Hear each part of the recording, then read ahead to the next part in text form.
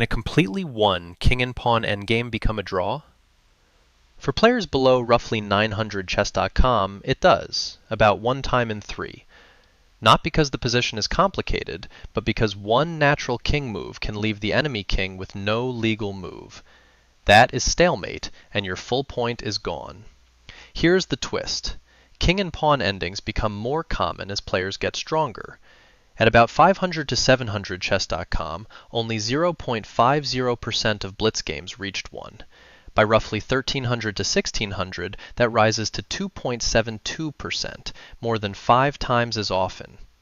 Endgame technique is not trivia you outgrow. It becomes more useful as your games become more resilient. The good news is that this is highly learnable. The stalemate rate falls from around 32% in the lower bands to 10.2% around 900 to 1100 chess.com. At 1300 to 1600, it is still 7.3%. So stronger players reach these endings more often, but throw them away much less often. What actually causes the draw? Of the 44 stalemates found, 31, 70.5%, were just king and one pawn against a lone king. The classic error is rushing the king next to its own 7th rank pawn and sealing off every escape square. In this example, kg6 stalemates black immediately.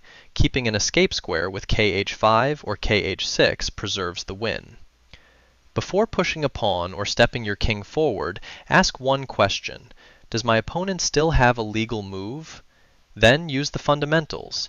Get your king to the key squares, understand opposition, and do not rush a pawn to the 7th rank if it cages the enemy king. In blitz, pause for that 1-second stalemate check before you cash in the win. Chessanalysis.co examined 25,010 Lichess blitz games across 5 rating bands, identifying positions containing only kings and pawns with Python chess. That produced 315 king and pawn endgames and 44 stalemates. Lichess ratings were mapped to approximate chess.com ranges, so treat the bands as practical comparisons rather than exact conversions.